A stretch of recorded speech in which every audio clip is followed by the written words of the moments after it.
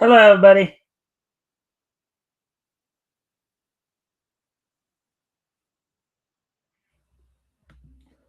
All right, welcome to the Mikestand. Today is, of course, Wednesday, February the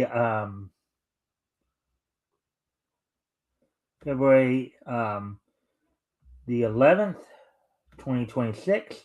So hopefully everybody's having a good day today. Has had a good week as we now reach the, of course, Hump Day. Of course, we're going to give people a chance to come in before we get started. If you haven't already, you guys can help out by liking and sharing the stream so we can get some more friendly people to engage. That'd be appreciated. Also, if anything here grabs your attention, feel free to comment and or ask questions, and I will try to answer the questions to the best of my ability. I had to do some running of errands today, so I had to push back the start of my cartoon watching till after tonight's show here.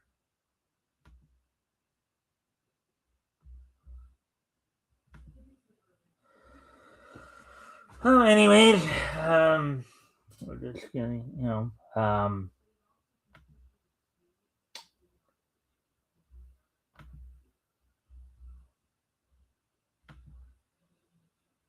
there we go. Yeah. So, anyways, hopefully everybody's having a good week thus far. Let's see, where are we at on time here? Just past the 2 minute mark. Let's see. Come along with the snorks. Swim along with the snorks. So much to see waiting for you and me. Have some fun with the snorks. And you can breathe underwater. Where would you go if you had friends underwater? Who would you know? Come along and sing along too. Yeah. Anyways, well, we're now coming up on 2.5 minutes, coming up on 3 minute mark. I guess I'll talk about what's on tap for the show tonight. We'll be going over the most recent edition of Indie Comic Showcase from Bleeding Fool. They did put out another article this week tonight. Actually, give me a sec. I do need to go off camera here for a moment, but what I will do is I'll put some music on while I'm gone and then continue talking about what's on tap tonight.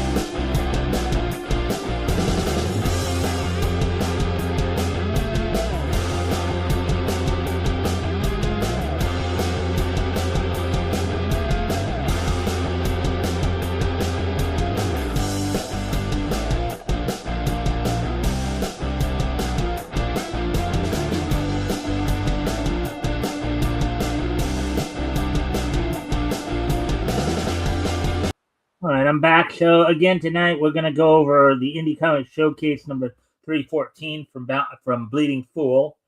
Then we'll of course do the wrestling wrap up, get caught up on what happened on last night's NXT, as well as look ahead to tonight's AEW collision. And this will be of course the AEW's Go Home edition, Dynamite's Go Home edition before this Saturday's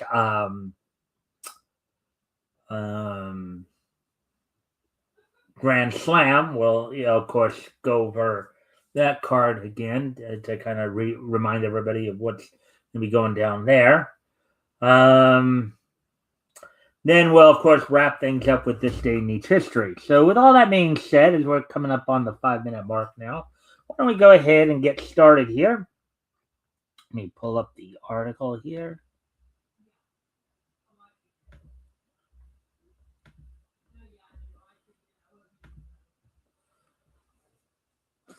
Alrighty then. So, anyways,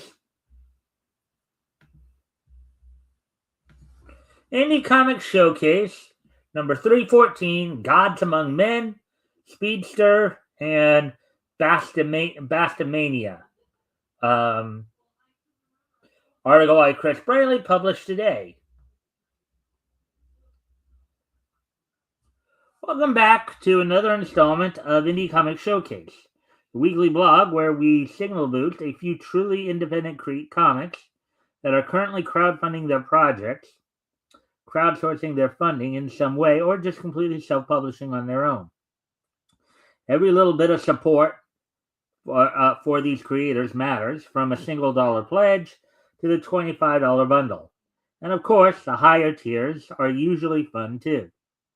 Even if you can't back a campaign or buy a book, you can share or tweet about these projects to your friends and followers, or you can, of course, catch my show when I cover the article as well. Because I do also share the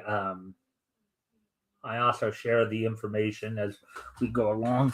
So on Indie Comic Showcase, we interview the creators, show off some art, and tell you how you can check out the product for yourself. Below, we have some outstanding crowdfunding campaigns this week for you to learn about, enjoy, and hopefully support by backing one or more of them. Thanks for checking these out and for being the best part of Indie Comic Showcase. Let's jump in. Alrighty then. So, the first book that he featured was the first issue of Gods Among Men by Aaron Mack. So let's go grab the link here. Let's find out where you can find this campaign.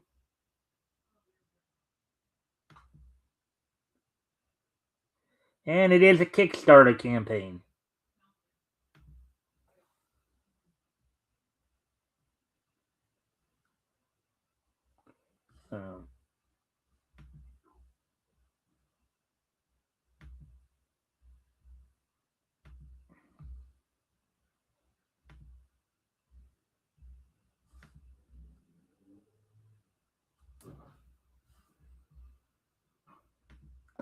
Let me just put the information down here.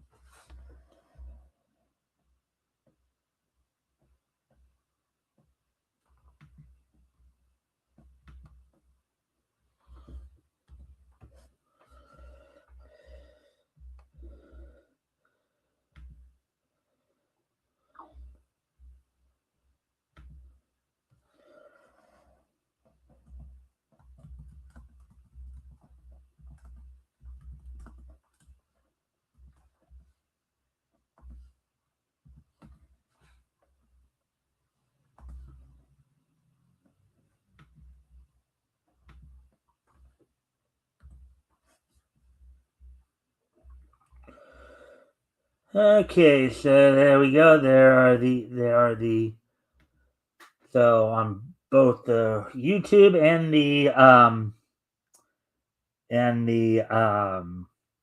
Rumble page.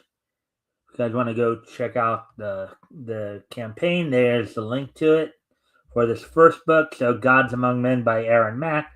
Let's go ahead and see what Chris Braley had to say to him in the interview segment here. Chris Braley, for readers just discovering your work, how do you describe Gods Among Men? What's the story all about?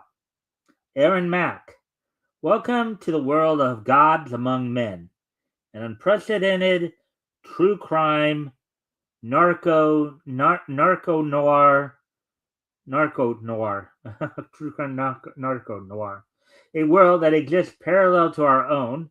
Follow one man's descent from the world of the legitimate into the underbelly of society, uncovering that these worlds are much closer than most are comfortable with.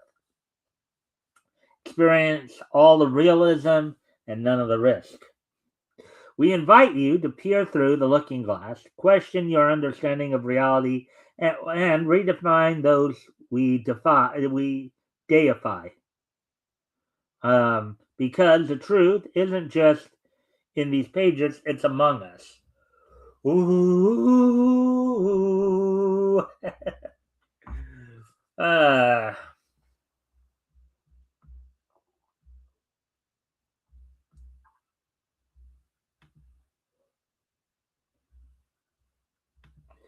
Chris, that's a striking tone and concept. How did the story come to life, and what made you think, or what made you take the self-publishing route? Aaron, Gods Among Men has been a story that sat in perpetual development in our minds for a decade. It's a true story that's personal to us, which gives particular insight in how to accurately portray this world without over dramatization or crime genre tropes. As this story, as this is a story where we know the ultimate destination, self publishing allows us to retain the integrity of the story without any potential censorship. The story will inevitably encounter some thematically dark and controversial ideas that often hit too close to home.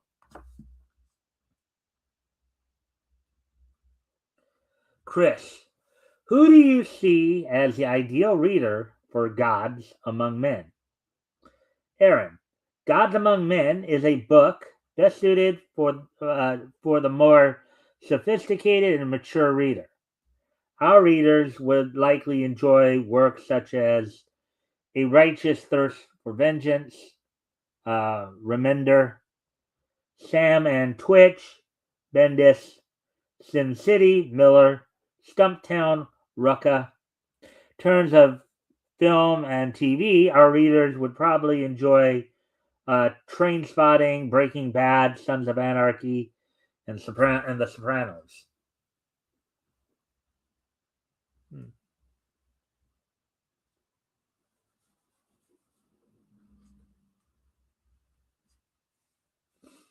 Chris, let's dig into your creative side. How would you describe your writing style and process for bringing a story like this to life? Aaron, considering we began in comics only 2 years ago, I find style is the hardest thing to articulate coming from the creators. It feels like something better described by others. Regarding my experience with the script writing process, I tend to ultimately return to the um, utilitarian question, um, quote, am I telling this story in the best way possible, unquote. My inclination is always to be a servant to the narrative rather than its master. Because when handling a true story, juggling different character types and um, juggling different character types and atmospheric tones. Chris, you've got some strong collaborators on this project. Can you tell us more about your creative team? Aaron, Josh Mack, story writer, is fascinating to work with because of how he seems to pluck ideas out of thin air. When questioned what inspires him, he consistently answers food, quote unquote. Okay. Aaron Mack, myself, scriptwriter, would describe himself as the resin that binds the team and oversees the overall.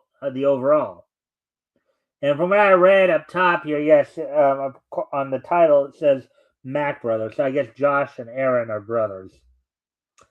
Um, he has also described his almost 10-year working relationship with his brother as, quote, Josh is like dark, brooding Batman, and I'm like funny, sexy Nightwing. Okay. Wow, okay. Let's see. Ben Sullivan, pencils and ink, and William Goh, colorist, are the comic book veterans in the Australian scene, which gave us great pleasure when they came on board in the beginning. Our synergy with each other was strengthened by the openness to the unconventional nature of this story, their desire to grow as artists, and their unrelenting work ethic.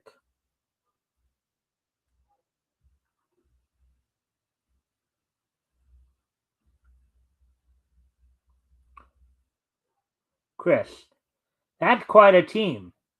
What does your production process look like, and how close are you to completion? Aaron, the substance of the story is provided by the story writer Josh Mack, who provides the narrative raw material. I, Aaron Mack, then distill it into a script from where the style begins to emerge and how the story gets paced and a rough idea of panel flow. Our artist, Ben Sullivan, then pumps blood into the body of work with his visceral, um, traditional illustration, followed by the imparting of soul from our colorist Wilson Go. Um, I then return to it all to finish it off with the lettering and final editing touches, which is the skin, I guess. Sure, why not?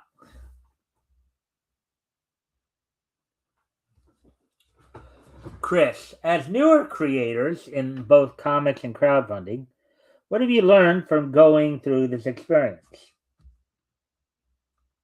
Aaron,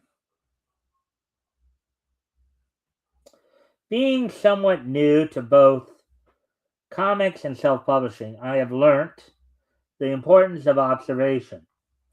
I think that we are amidst a paradigm shift in which crowdfunding platforms like Kickstarter have risen to fill a growing void. In light of events such as Diamond's bankruptcy and seeing just larger publishers, in parentheses here, such as Skybound and IDW, on parentheses, and reputable creators take to Kickstarter, there seems to be a gradual shift toward direct creator to consumer interactions. It suggests to me that creators are beginning to opt for crowdfunding over the traditional publisher route, prioritizing higher profitability over higher visibility. In other words, what they're saying is they believe that they can make more money by publishing it themselves rather than going through like a main publisher.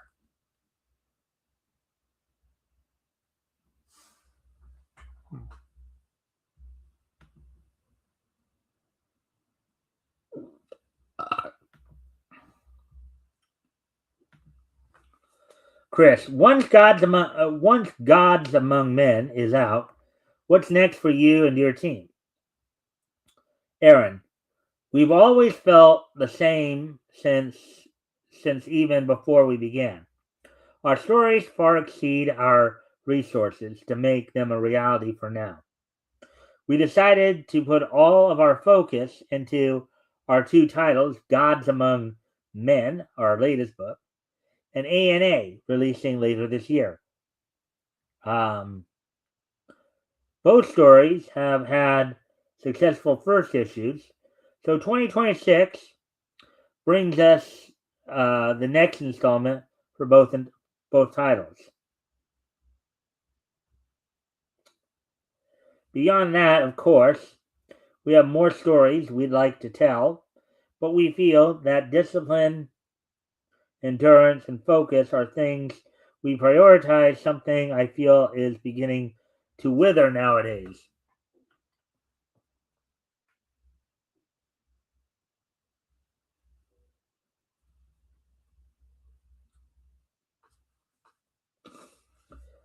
Chris, for collectors and Kickstarter supporters, are there any special editions or rewards they can look forward to?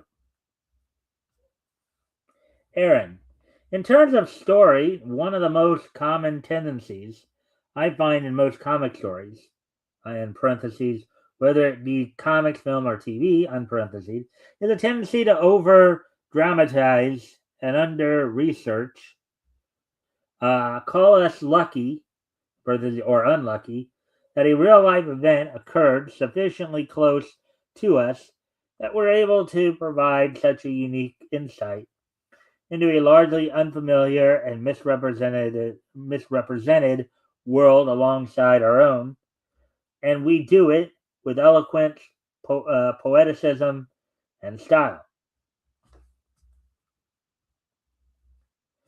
In all of our releases via Kickstarter, we always reward um, initiative and eagerness, as diehard fans of the physical medium will be bringing two Kickstarters only reward items: a Virgin Holochrome edition and a hardcover edition.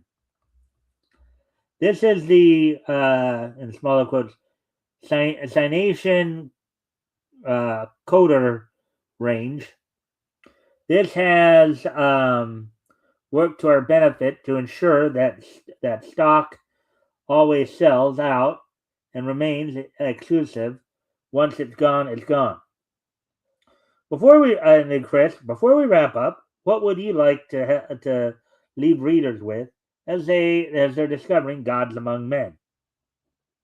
Aaron, since I'm a much better delegator than writer, I'll grace this sign off with the opening line from Gods Among Men. To stoke your curiosity. To stoke your curiosity. Society, quote, society exists in the knowledge that justice will always prevail. An age-old tale of good always triumphing over evil. But is this reality?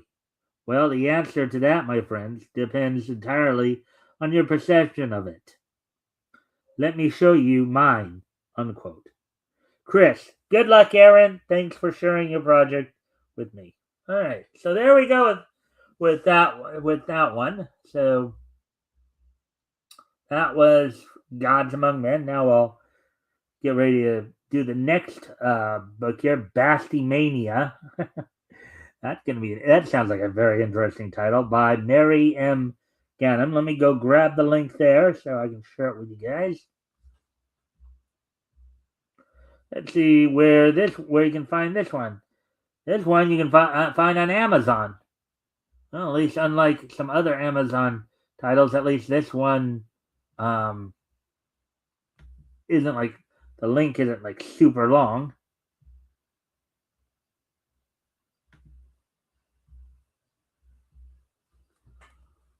All we had was this very moment.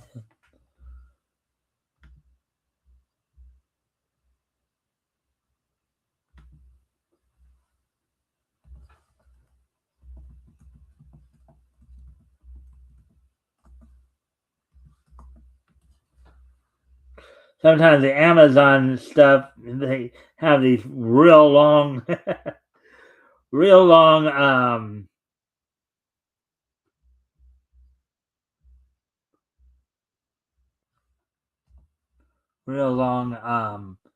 links, and so it takes out like 2 or 3 things. But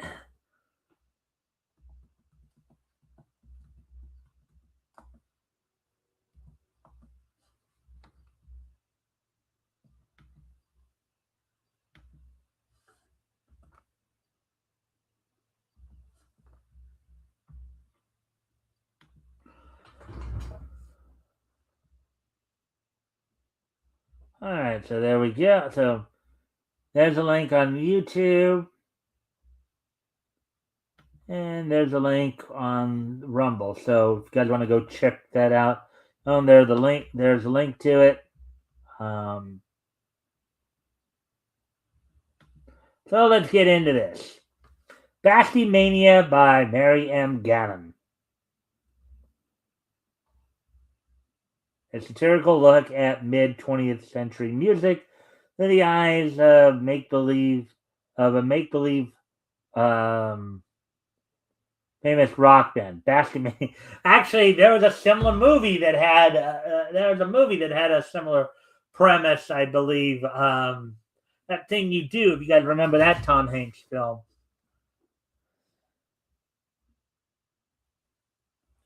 Or Love is Strange, a graphic novel by M.M. Gannon. All right, so Chris Braley.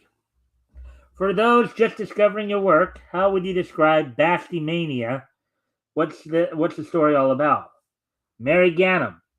It is a time travel through the music and time of 20th century popular music, seen through the eyes of a fictional rock band, and a motley crew of cohorts who careen through the 50s and 60s with an assortment of chaos, ambition, and love. The band tries and fails, and tries again, accompanied by real and semi-fictional personalities who can make or break them. It is a hand-drawn, book-length, 400 pages, black and white, ink graphic novel.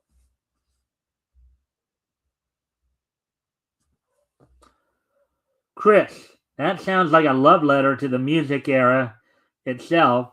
What inspired this story, and what made you decide to self-publish it? Mary, I love the music.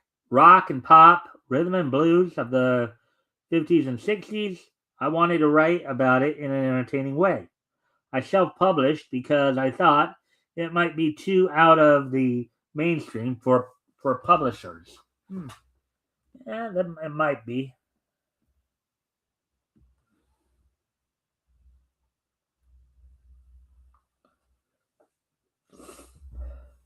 Yeah, I guess I'm also kind of reminded of the anime Beck Mongolian Chop Squad here too. Um, who do you? So Kristen asked, who do you think Mania will appeal to most? Mary, it's a nostalgic piece that I think readers of Dell Comics and early Mad Magazine would love. People my age. I'm 70. I'm 75. Wow, 75. Whoa, way to go, girl. 75 years old writing a comic book. Um, I guess I shouldn't chuckle too much. We do have some people who are kind of on in years who are still, writing. Well, I mean, it sounds like there's something that she just start up at 75 writing a comic book. Sounds kind of interesting to me, but a graphic novel sounds interesting. But anyways, getting back to the article, as soon as I can find the cursor here, I can click on the right tab here. Young people with a love of humor, satire, and grandpa's music will like it too, 16 and up. I'm parentheses there. Chris, let's talk a bit about your creative background. How did your artistic style and approach develop over the years? Mary, I have been drawing comics since I was a child. I have a degree in fine art, but always returned to comics. I spent my youth studying the artists and writers of Mad Magazine, hoping some of their gifts would rub off on me.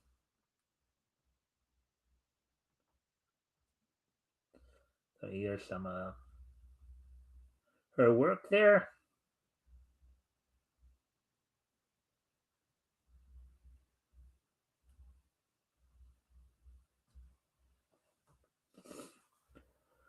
Chris, did anyone else contribute to Bastamania, or was this truly a solo effort? Mary, I am the creative team. The script, lettering, and artwork are all done by me. Chris, what was your production process like, and where does the project stand now? Mary, I work 6 hours a day, 6 days a week. I was working against time because my eyesight was starting to fail. The book is complete and available now on Amazon. June 1957. Girls, girls, girls. We're made to love. We're made to love. Ah.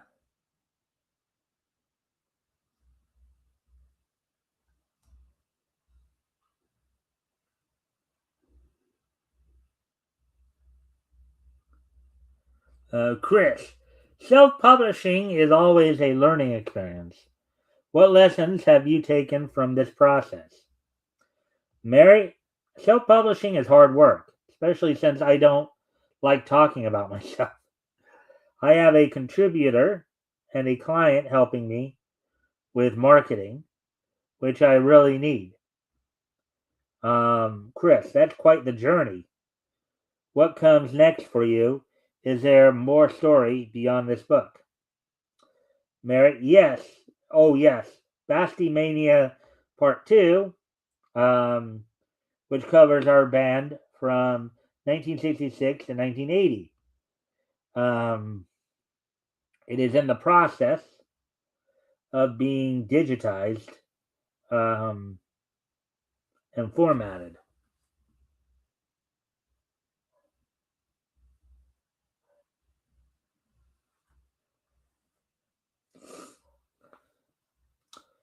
Let's see. Chris, for collectors and fans of your work, are there any special features they can look forward to?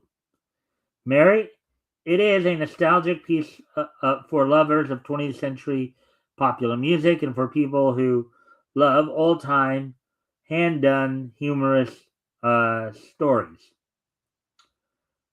Chris, before we wrap up, what would you like to leave our readers with?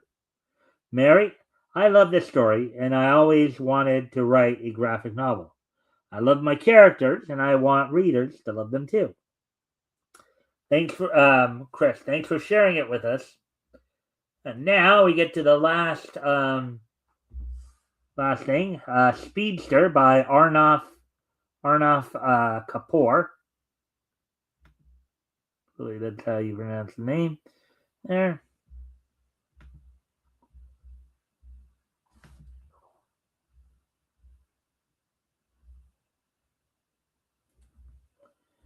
All right, so let's go see what go grab that link. And this is I guess a specific website in of itself.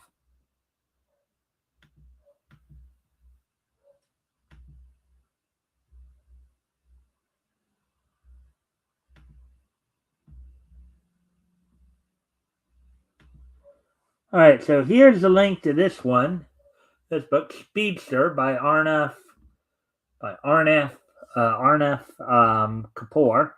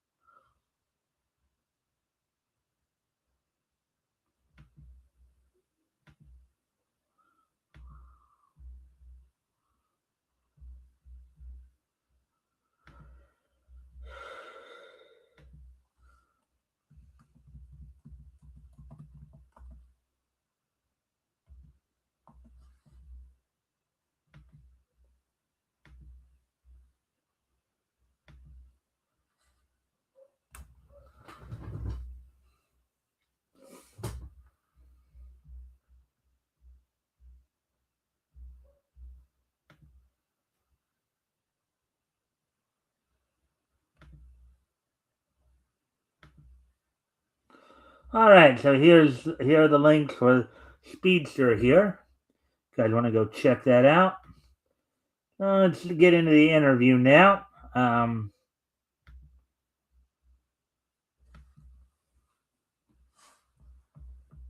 Let's see what time it is here.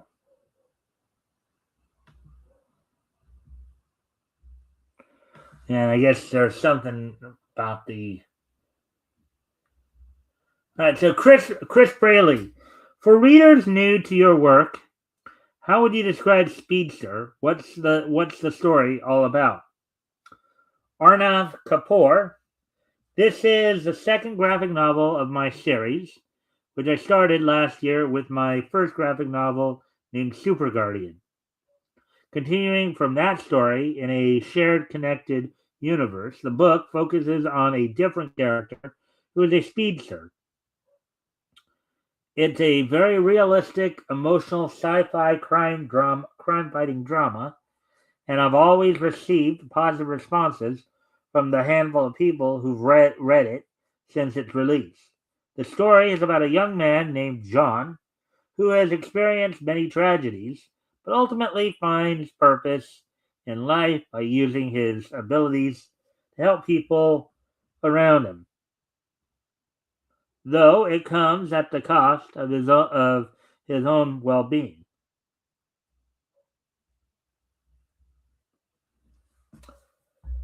Chris, that's impressive, especially continuing from your first graphic novel.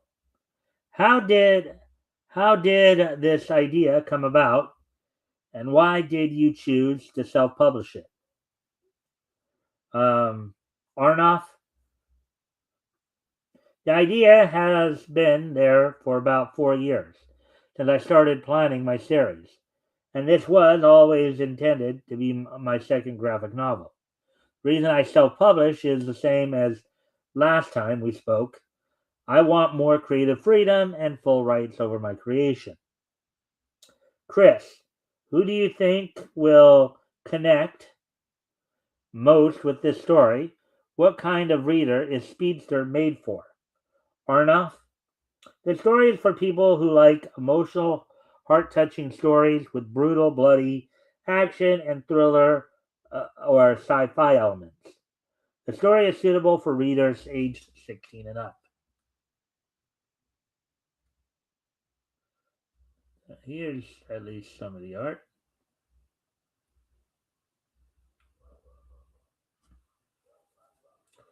Chris, you're balancing school and comic creation. That's huge. Tell us a bit about your artistic influences and how you developed your style. Arnoff, my style is influenced by legendary artists like Rob Liefeld and Jack Kirby. I'm a self taught 17-year-old and I just keep practicing. That's the only way to develop my own style or develop your own work. I work for about 2 hours a day since I'm also a student. Uh, Chris, who else helped bring this project to life? Or was it a solo production? Arnoff, I'm the only person who's done the writing, illustration, editing, and everything else for the book.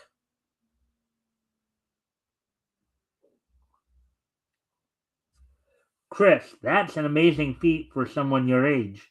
How's production? So here he's got he so we got a 75. We got people at both ends of the spectrum here, right? You got a 75-year-old woman who's writing a book, and a 17-year-old high schooler. I mean, that's kind of a very interesting dichotomy right there, to say the least.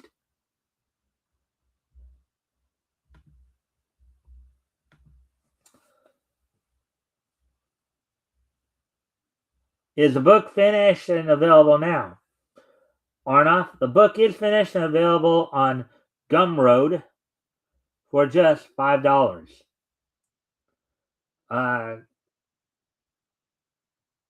let's see, Chris. Every indie creator has to wear a lot of hats. What have you been learning from self publishing and promoting your work? Arnav, I've learned, and am still learning, various marketing tactics. It's a constant process.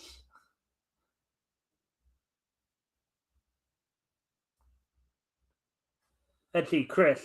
You seem to have big plans for your universe. What's next after Speedster? Are there more stories coming? Arnav, this will continue as a series. I already have over 50 stories planned, and four more books are coming out this year alone.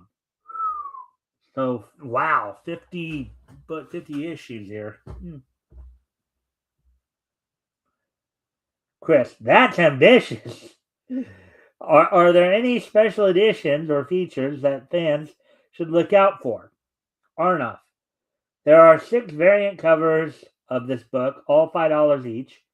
Readers can choose their favorite cover editions, each featuring some eye-catching artwork.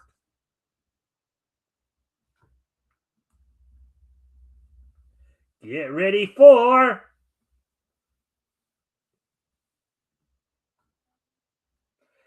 Speedster, created by Arnoff Kapoor, cover 6.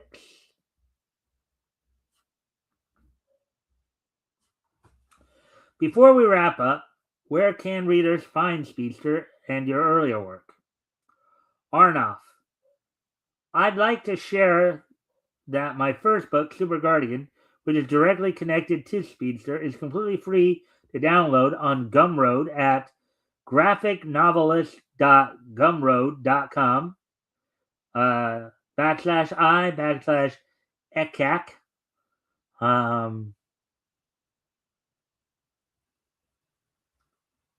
You can find multiple cover editions of my first book for free from that link. It's important because you'll understand Speedster better if you read my first book first. Both are connected. That's why I made the first one free. I'm working very hard on this series and just want some support.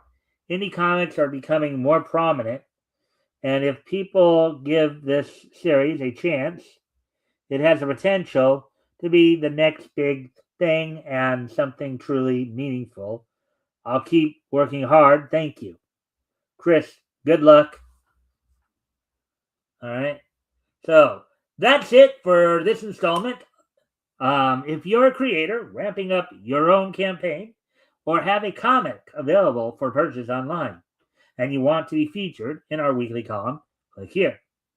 So we can hopefully help you get more eyes on your crowdfunding comic project. Until next time, support indie comics. Alrighty then. So there we go. That was the only article we were going to read tonight, of course. So let me just quickly go back over. So there were three titles that they went over tonight. The first one was Gods Among Men, number 1. There's a link to that. There's a link for that one on both YouTube and Rumble. Bastimania, the one from Miss Mary Ganem.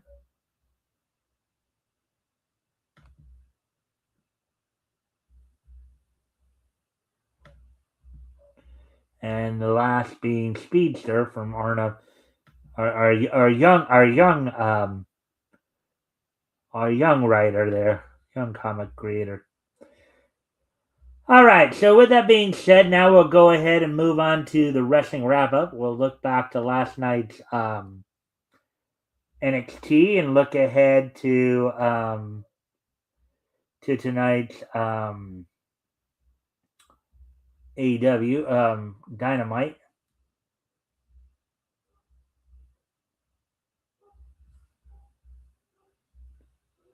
As the Dynamite show will, of course, be the go home Dynamite before this Saturday's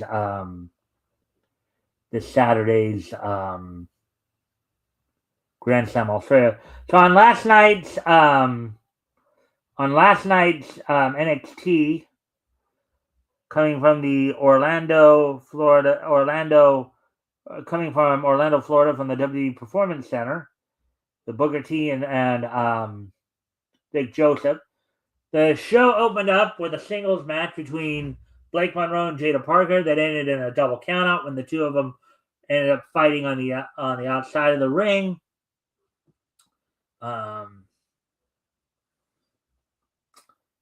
And then in the semifinal match to see who would become the next number one contender to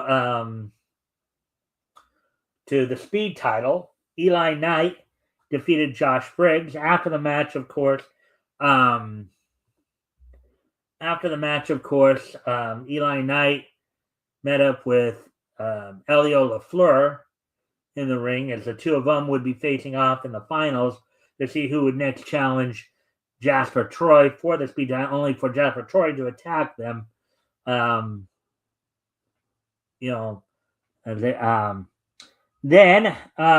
Joe Hendry, in his first title defense of the NXT title, winning it on last week's NXT in that 7-way ladder match, defeated Jackson Drake, the Evolve champion, who was getting some help from his Vanity Project teammates of Brad Baylor and Ricky Smokes. And then following the match, he was attacked by a masked man who revealed himself to be Ricky Saints. More to come out of that. Speaking of the Vanity Project, they then had a tag team match against Hank and Tank to set up earlier in the night. That saw the Vanity Project, Baylor and Smokes defeat Hank and Tank.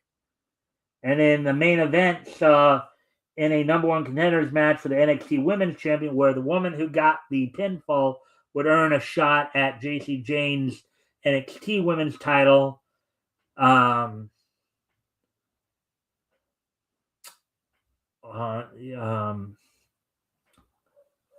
the 24th, I believe. Let's see.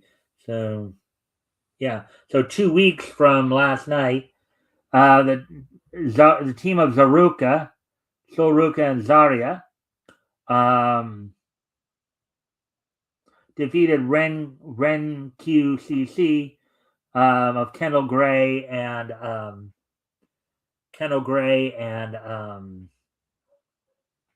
Ren Sinclair. Now, what happened was Zarya was dominating the match. She got pushed over to her corner, kind of knocked Soruka off the apron. The ref counted it as a tag. Soruka was the one who ended up getting the pinfall for the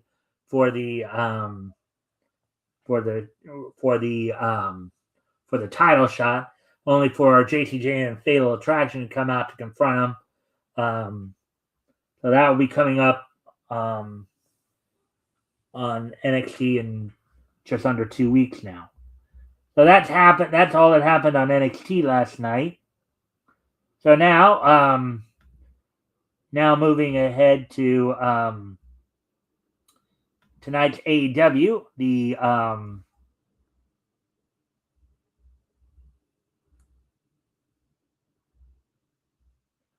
let's take a look at what's going to be going down on AEW tonight.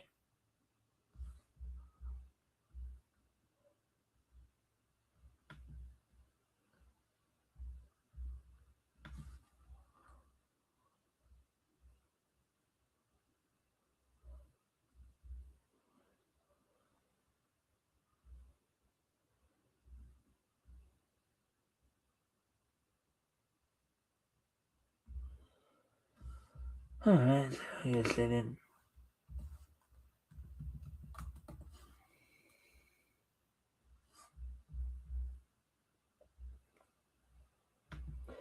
As again, this would be the go home Dynamite before this Saturday's Grand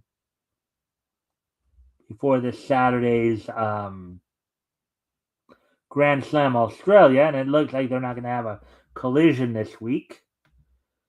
So coming from the Toyota Arena in Ontario, California, on tonight's Dynamite on TBS, matches that are already signed in a number one contendership 3-way match for the AEW World Tag Team titles.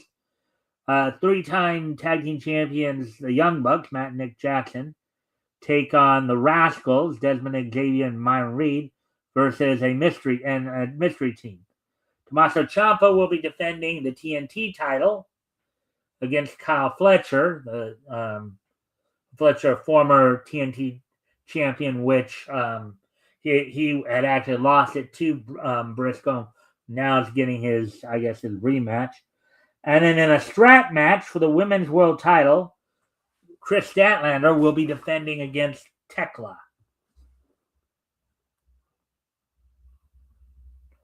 So now also, this is of course the go home Dynamite before they head off to Australia this Saturday, the 14th, from the Quitos Bank Arena in Sydney, New South Wales, Australia, airing on TNT. Matches already signed for Grand Slam Australia this Saturday include Jon Moxley defending the Death Riders. Jon Moxley defending the Continental title against Don Callis family member Konosuke Takeshita, former international AEW International Champion and IWGP Champion as well. You have a battle of two former IWGP champions right here. In a mixed tag match, you'll have Orange Cassidy and Tony Storm teaming up to take on the Death Riders duo of Marina Shafir and Wheeler Yuta, in a match in which the stipulation is the person who suffers the pinfall in the match, in other words, the loss, will have their head shaved. So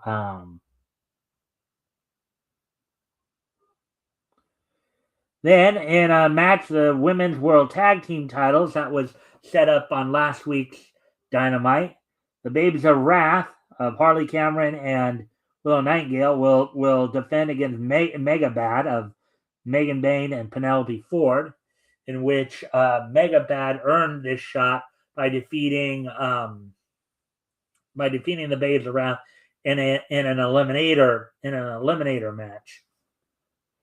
In a number one contendership match for the AEW World Title, Andrade El Idolo will be taking on Hangman Adam Page, and in another result of on the same show last week, Brody King would earn a shot at MJF's World Title by defeating him in an eliminator match.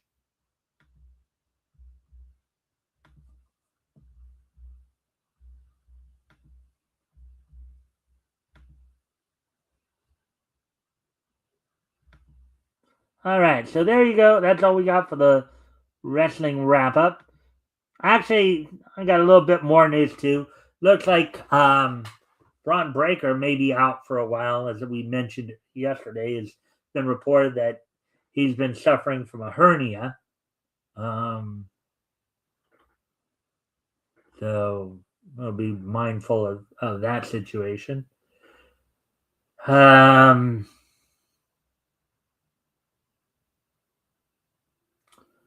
now that we're done with the wrestling wrap up, as it were, we'll now get ready to take a look back at 1986, take a look back at this day in Niche history. So first off, we're going to head back to 1986, 40 years ago today. On this date, 40 years ago today, back in 1986.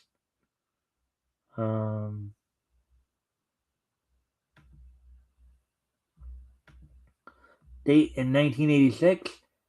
The 205th issue of Uncanny X-Men from Marvel went on sale on this date back in 1986. It sold for 75 cents for 32 pages. Story was titled Wounded Wolf, as written by Chris Claremont, with art and coloring done by Barry Windsor Smith and Tom Orzechowski doing the lettering. So, 205th issue of Uncanny X-Men went on sale on this date back in 1986. Then we move ahead to the year 1996. 1996 is on this date in 1996. The Simpsons episode Bart the Fink premiered on Fox on this date back in 1996, 30 years ago today. So Bart the Fink is the 15th episode of the 7th season of the American animated television series The Simpsons, originally aired on Fox in the United States on February 11, 1996. This episode, Bart inadvertently exposes Krusty the Clown as one of the biggest tax cheats in American history. With his career ruined, Krusty fakes his own death and adopts an alias until Bart and Lisa convince him to become a television clown again. This episode was written by John Swartzwelder and Bob Kerschel, directed by Jim Reardon. Comedian Bob Newhart guest stars as himself. The episode's title is a play on the 1991 film Barton Fink.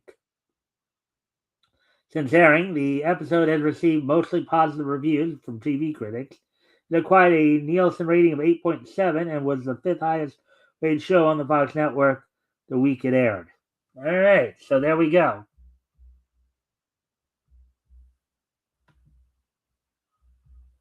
Well, there we go with that one. Now, moving on to the year 2006, 20 years ago today. On this date in 2006, Ring of Honor held its Unscripted 2 show from Long Island, New York. In the main event, saw Bryan Danielson and CM Punk defeat Adam Pearce and Jimmy Rave, who had Prince Nana in their corner. So get this. So right now, Danielson's a commentator, retired wrestler, commentator for AEW. CM Punk is the current WWE World Heavyweight Champion. Adam Pearce is currently the Raw General Manager, and Jimmy Rave, I believe, passed on a few years ago, and Nana is now managing Swerve Strickland AEW. So think about that. That's where they are. That's where these guys are now, who were in this main event 20 years ago. You also saw Roderick Strong defeat BJ Whitmer to become the #1 contender to the Ring of Honor World Championship. In a 4-corner survival match, Jimmy Yang defeated Azrael, Jason Blade, and Jarrell Clark. Jimmy Yang of WCW fame.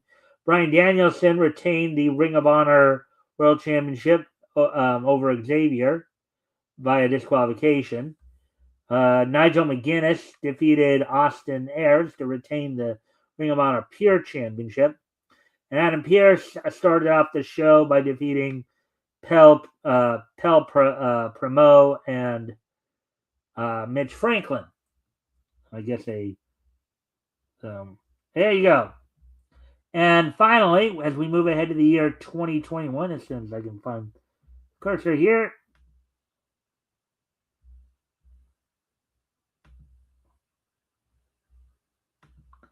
Now moving ahead to the year 2021, 5 years ago today, on this date, 5 years ago today, in the year 2021, the following anime films premiered in Japan on this date 5 years ago today.